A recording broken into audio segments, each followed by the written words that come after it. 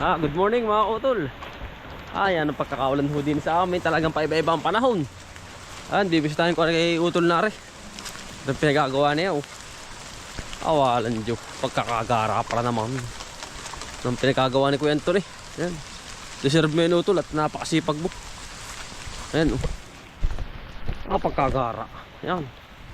Para po sa mga magbabakasyon ay kompleto na pala yun. Pagkagara pala ng may flooring na nga pala pagkagara mga utol.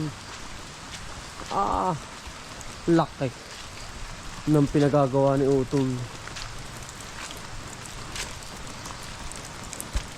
Medyo makalat-kalat lang po ng kahoy. Ere gana rin. Ayan ang tibay mga utol. Ayan po dalawang palapag. Talagang napakasipag po ni utol ay. Deserve mo yan utol. Yan kompleto sa mga kahoy. Panay kahoy ata ang pinagagawa ni kuya. Yan lamig po nito. Hindi ka man lang mag-iinit. Sa bagay dito naman po hindi mainit. Gawa ho ng linang. May flooring na. Tingnan ko yung taas. Ayan, magyayapak. Ang gara. Yung taas. Taas mga kautol. Ayan, pagkaganda. Diyos ko po. Napakakintab po. Napakakinis. Yan. Ganda mong din mag-bakasyon po. Kitang-kita mga kautol ang paligid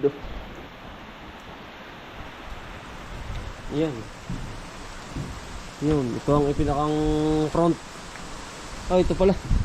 Ito nga. Ito ang pinakang front. Mga kautol ito. Ganda.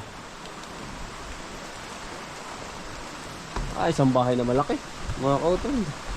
Ari po yung pinakang makikita tuwing maga. Yung sikat ng araw dito sa kabila. Ganda mga kautol Diyan si kuya. Interviewin natin mga kautol kung magkano gastos.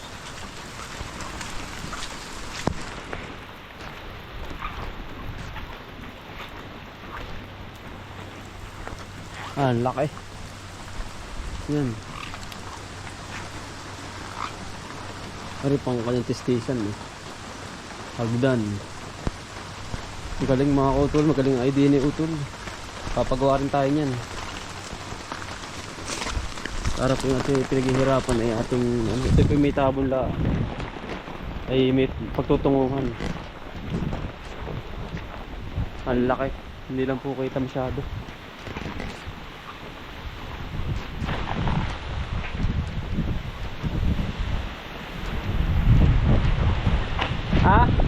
Yan.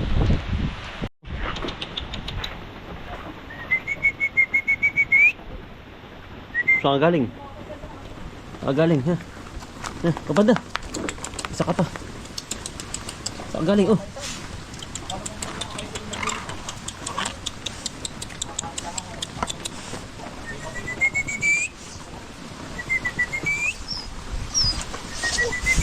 galing kasama ni kuya. Yan, interviewin si kuya mga utol kung magkano ang gastos niya.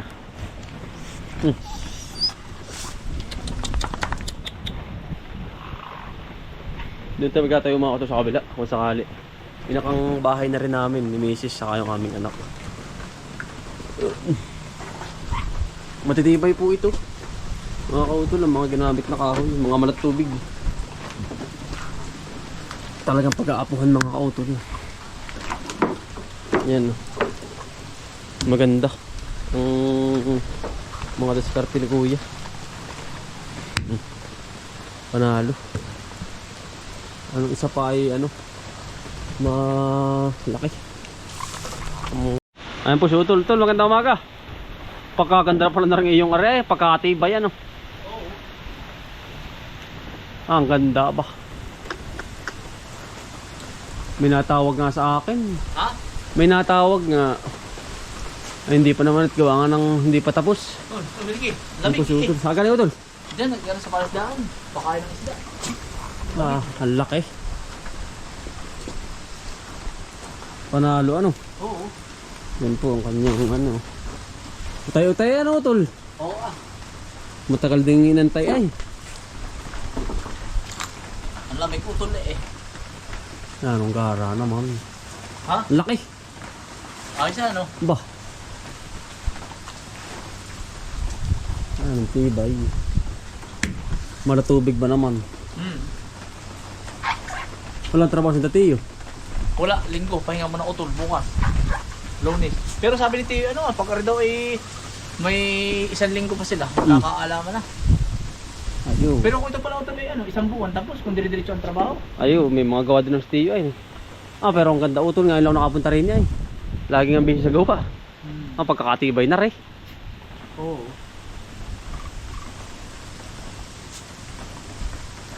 Mararaos din. Tayo-tayo eh, ano? Siya nga. Ari po kayo dun mga utol sa pag magbabakasyon. Yung pagagawa natin. At syempre, mga utol, inspire ako sa aking kapatid. Kahit utay-utay lang mga utol, kumbagay hindi ko naman matapos sa ganitong taon. Susunod na ulit taon. Hindi naman ho pangmabilisan. Kumbagay naka ano lang. Kumbaga yung ating patutunguhan mga kautol na kapag medyo tumama ho tayo sa presyo ng gulay, doon mapapapunta mga kautol. Kumagang umikot lang na umikot mga kautol yung ating kinikita sa paghahalaman mga kautol. Ano po? Siyempre kapag naman ano, pwede namang paupahan or pag ganong medyo talagang pupuliduhin na natin mga kautol, yung plano natin ganun ay magiging tirahaner namin mga kautol pag tagal-tagal. Yung pa rin na rin ang aking isang pwesto na lupa mga kautol. Kumbaga stable na po ba dun? Ano po? Yun. Kaya sabi ko doon na lang ako sa kantong yun ng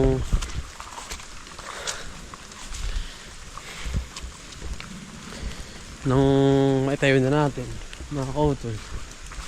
Ano po, ayun, bali dito tayo sa halamanan at bibisi-bisita rin tayo. Kakabugan ng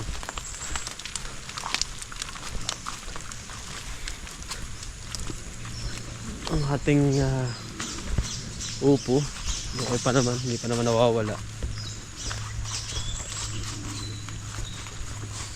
Excuse me po. Maulang araw na naman mga kautol. Bukas tayo dito may gagawin na mga kautol. Ganun lang ginagawa ni kuya mga kautol eh. Kumbaga ito ngayon tumama siya sa kamote. Yung lahat ng napera niya o yung kaunting kinita niya, pinupunta niya mga kautol sa bahay.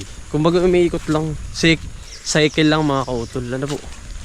Yun, bali ano, napakaganda nga pinuntahan natin, na-interview natin. Maganda nga lang daw po ng ganito kalaking halaga na pera. Ano po? 200 to 300,000. Pero yun naman, yung ano na yun, siyempre wala tayong ganong kalaking halaga, ay utay-utay natin. Pag nagkapera tayong 10,000, papowers na tayo. Ganun lang mga kautol. Ano po? At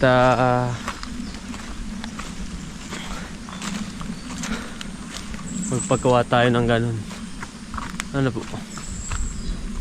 Na hindi natin masayang yung ating pinagpaguran at yung ating kinita.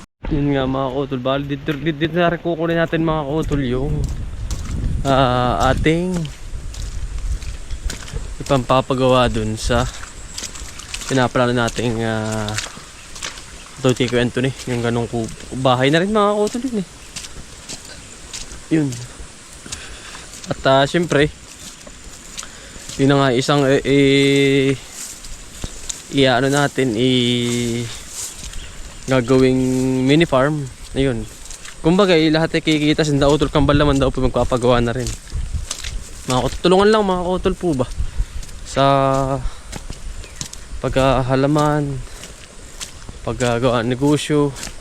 Kapag may pagkakaisa mga kautol eh syempre ay tayo ho ay ano kami magkakapatid ay lahat ay aangat, hindi wala pong magkaiiwanan po ba. Yun mga kautol, dito rin tayo kukuha sa ating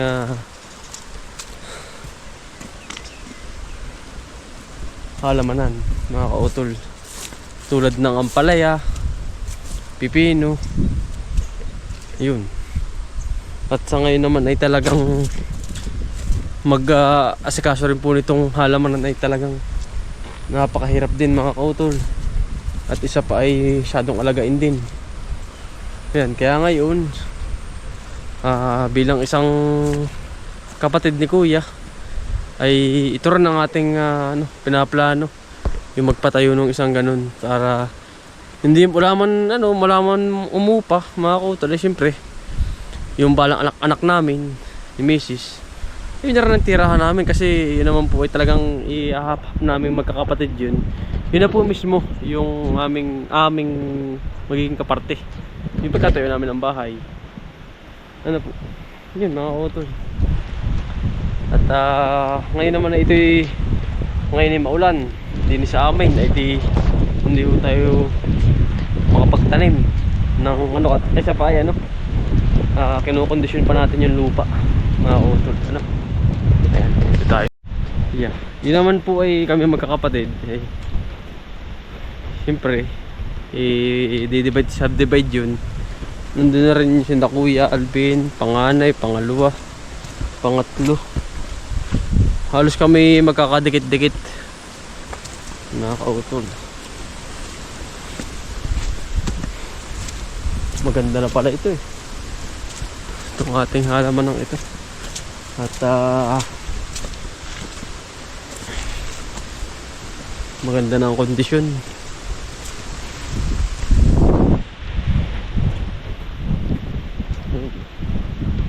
Maganda na ang lupa, kondisyon na.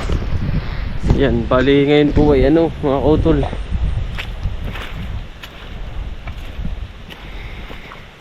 ito yung ating pipino.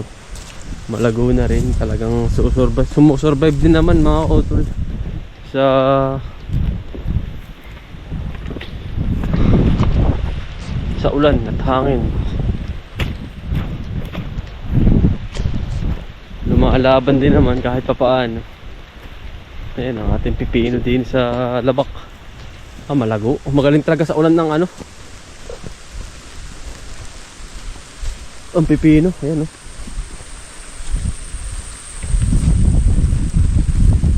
marami ng bunga yan. Sana nga po'y umabot sa magandang presyo. Yan, napakadami ng bunga. May bunga na pala yan mga kautol.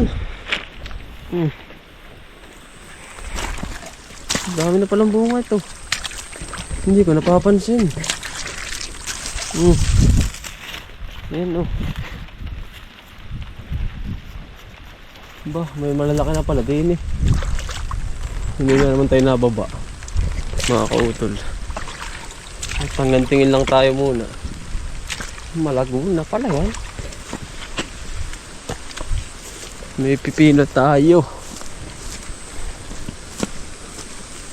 Marami na pala yung bunga malalaki. Ito pa mga kautol.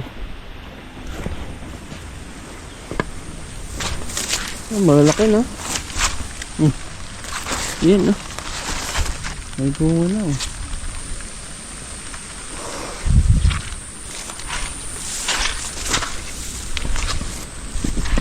Dami na pala nito.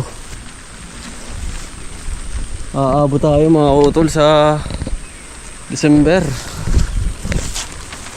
Bunga na, kaya nga lang maulan.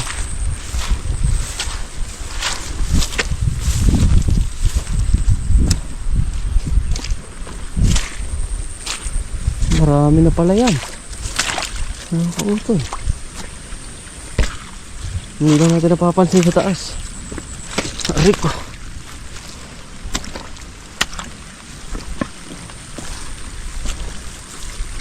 Marami na nga.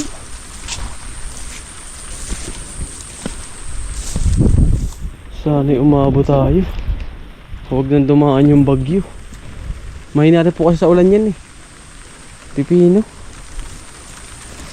Pero may bunga na. Marami na mga kautol. Tatanim tayo ng Disyembre. January. Ito naman yung sa kabila. Oh, maganda na rin. Dito natin kukunin yung bang babahay mga kautol. Papaikutin lang natin.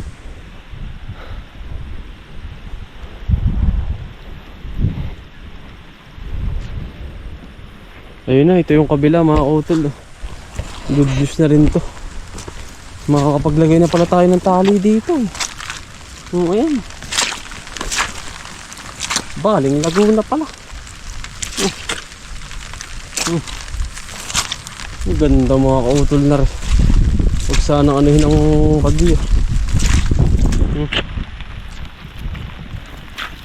Nakakatuwa naman mga kautol at least ay napapaganda natin. Ito po bukas ay lalagyan namin ng lalagyan namin ng bagting na. Ito mga ganito. Kasi umuga na to eh.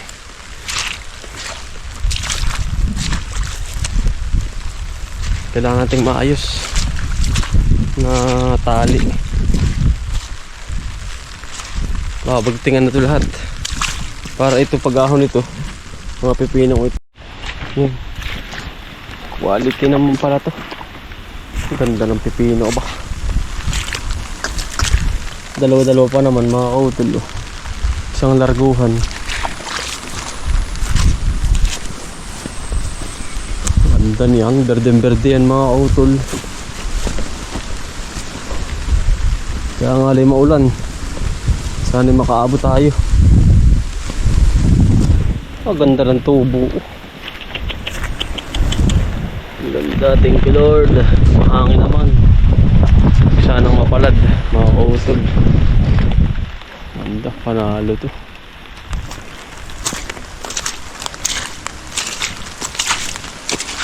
Libong puno to. Kautol.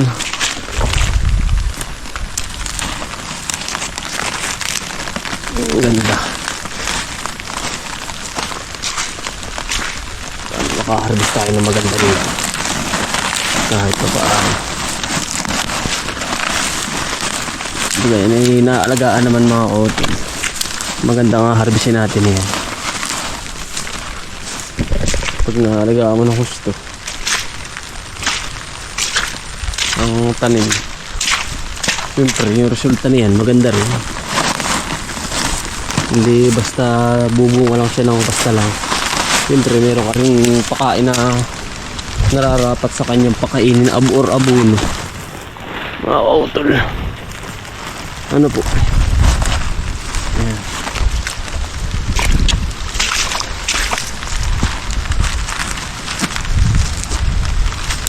Ang ganda, panalo mga kautol. Sa pipino, quality. Quality.